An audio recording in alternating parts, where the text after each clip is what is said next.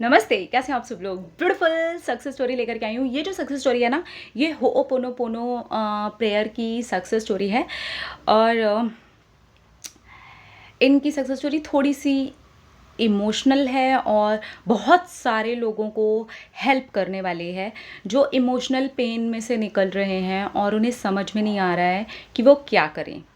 तो इनकी success story आप सबके बहुत काम आने वाली है। हुँ।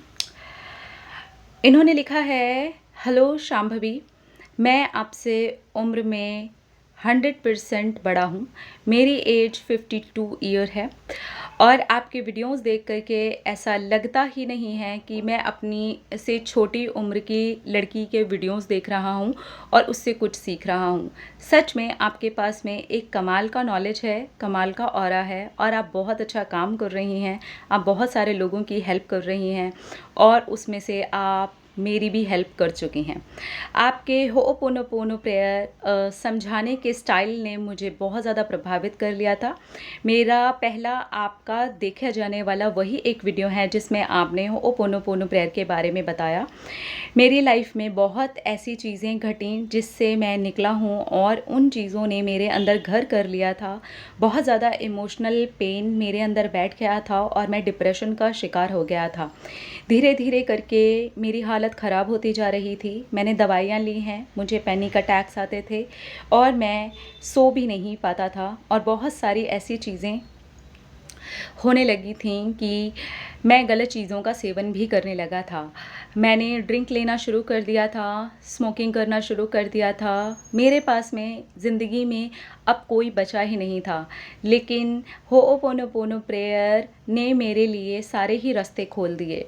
मेरी फर्स्ट वाइफ़ के साथ में मेरा डिवोर्स हुआ था और उसके 5 साल बाद में मेरी शादी हुई है। मेरी शादी के 2 साल के बाद में ही मेरी वाइफ़ की डेथ हो गई और इस तरह से मेरे जब 2 रिश्ते ख़राब हुए, पहली वाइफ़ के साथ मेरा कोई इश्यू नहीं था, लेकिन वो किसी और से बहुत प्यार करती थी, तो मैं चाहता था कि उनकी अपने प्यार से ही शादी हो जाए।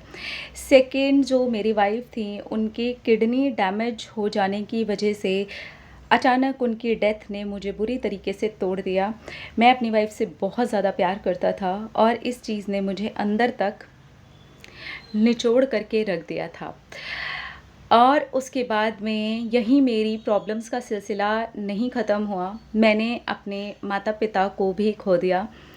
मैंने अपने बड़े ब्रदर को भी खो दिया। मैं ये कहना चाहता हूँ कि मेरी लाइफ़ में ऐसा कुछ बचा ही नहीं जो अब ऐसा जाने लायक हो, जिसको खो कर के अब मुझे पछतावा हो। सारी चीज़ें जितने भी लोग थे मेरी लाइफ़ में जिसे आप इंसान कहते हो और अपने सुख-दुःख शेयर कर सकते हो, सभी ही चले गए थे। और तब मेरी लाइफ़ में आपके उस वीडियो ने एंट्री ली जिसे मैं वरदान समझता हूँ। मैंने उसी दिन से होओपोनोपोनो प्रेयर की है और मैं आज तक करता हूँ।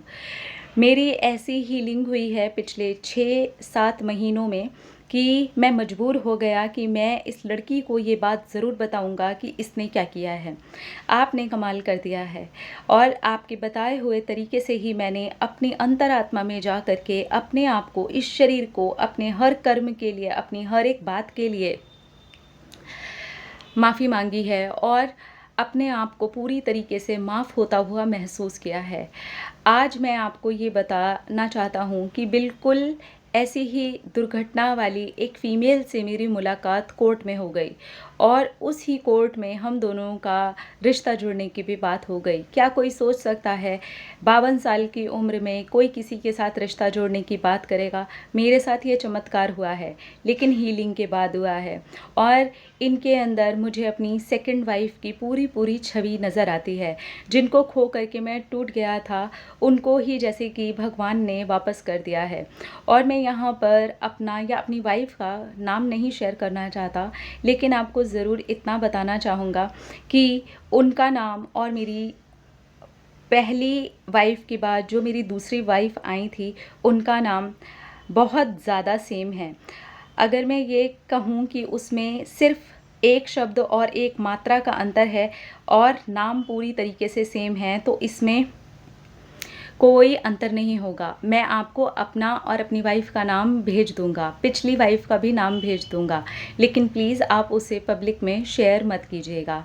मैं बहुत खुले दिल से और अपने दिल से और अपने पूरे प्योर विचारों से आपको अपनी बात लिख रहा हूँ कि सच में आप बहुत अच्छा काम कर रही हैं। पहले मुझे लिखने में बहुत शर्म आ रही थी कि एक तो मेरी एज इतनी हो गई है, इसमें मैं शादी कर रहा हूँ, एक नई पार्टनर को अपनी लाइफ में लेकर के आ रहा हूँ और अपनी से छोटी उम्र की लड़की को कहानी लिख कर के भेज रहा हूँ। मुझे सच में शर्म आ रही थी, लेकिन फिर मुझे लगा नहीं, मुझे ये बताना चाहिए। शायद जैसा मेरे साथ हुआ है ऐसे और भी बहुत मजबूर लोग हों। भगवान ना करे मेरे जैसी मजबूरी किसी के साथ हो, लेकिन शायद हो किसी की ऐसी मजबूरी।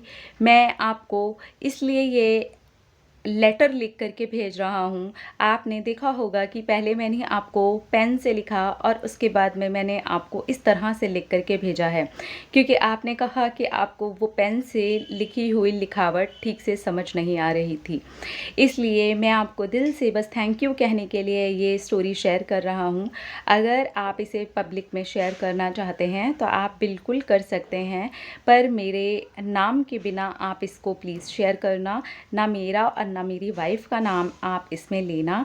आपका बहुत बहुत धन्यवाद, क्योंकि सच में आपने जिस तरीके से अपनी अंतरात्मा में घुस करके अपने पुराने कर्मों को, अपने जीवन को सॉरी बोलने के लिए और अपने आप को हील करने के लिए होओपोनोपोनो प्रेयर बताई है, मुझे बिल्कुल नहीं लगता है कि इस तरीके से किसी ने भी बताई है।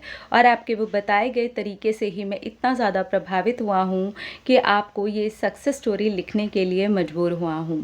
Thank you so much Shambhavi. आपको क्या बोलूँ मुझे नहीं पता, बस यही कहूँगा कि अगर किसी भी जन्म में मेरी लाइफ में कोई भी स्त्री आए तो आप मेरी बहन बन के आना।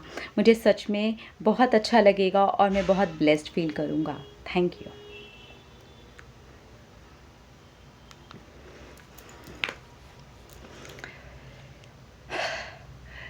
मैंने ये सक्सेस स्टोरी पहले भी पढ़ी है और मैंने जितनी भी बार पढ़ी है, मुझे लगा नहीं था कि मैं एक बार में इसे पढ़ के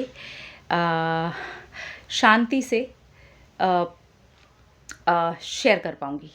मेरा कहने का मतलब है कि एक फ़्लो में ना मैं शेयर कर पाऊँगी, क्योंकि मैं इसे एक फ़्लो में एक भी बार नहीं पढ़ पाई हूँ। यकीन मानिए ये सक्सेस स्टोरी 3 से 4 महीने पहले आई थी, लेकिन मुझे लगा कि मुझे ये सक्सेस स्टोरी थोड़ी पहले लगानी है और उन लोगों के लिए लगानी है जो बिल्कुल टूट चुके होते हैं और जिनको बिल्कुल भी नहीं समझ में आता कि वो अब क्या करें, इस टूटी हुई चीज़ में से कैसे निकलें। सब कुछ लाइफ में ख़त्म हो गया है। देखिए इनकी लाइफ में ना हर वो इंसान ही ख़त्म हो गया जिसके साथ में ये जुड़े थे। ना माता पिता, एक ब्रदर थे वो भी चले गए। पहली वाइफ के साथ ये एक अच्छे और स्वच्छ दिल के इंसान हैं। पहली वाइफ किसी और से प्यार करती थी, लेकिन उनकी शादी ज़बरदस्ती कर दी गई थी।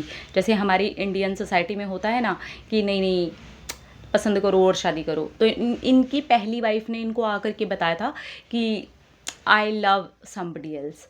तो इन्होंने उनको डिवोर्स दे करके उनकी शादी के लिए उन्हीं की फैमिली में बात की थी। ये सारी बातें हमारी बातें हुई हैं, उसके बाद ही मैं आपको ये सारी चीज़ें शेयर कर रही हूँ। लेकिन काफ़ी ज़्यादा पर्सनल जाने के लिए इन्होंने मुझे खुद ही मना कर दिया, तो मैं उतना पर्सनल नहीं जा रही हूँ। लेकिन फिर भी मैं आपको ये बताना चाहती हूँ कि इतनी चीज़ें खोना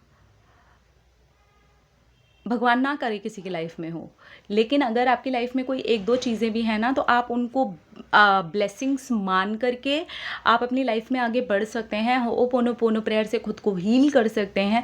ट्रस्ट मी, जब आपकी हीलिंग वाली एनर्जी निकलनी शुरू होगी, आपके लिए रास्ते खुलने शुरू हो जाते हैं।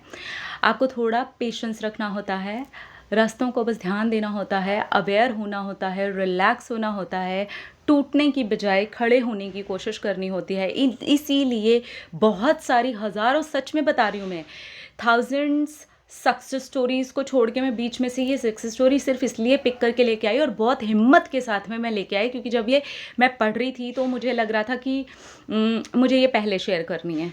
रीज़न ये था कि बहुत सारे टूटे हुए लोग जो ऐसे उनको लगता है ना कि उनकी लाइफ में से ख़त्म हो गया सब कुछ, एक बंदा चला नहीं जाता, एक चीज़ चली नहीं जाती, एक जॉब लगती नहीं है, एक एग्ज़ाम फेल नहीं करते, उन्हें लगता है सब कुछ ख़त्म हो गया। जब सब कुछ ख़त्म होता होगा तो इंसान को कैसा लगता होगा? अगर वो इंसान हील होके अपने लिए एक नया दरवाज़ा खुलवा सकता है तो आप बहुत आगे हैं अभी।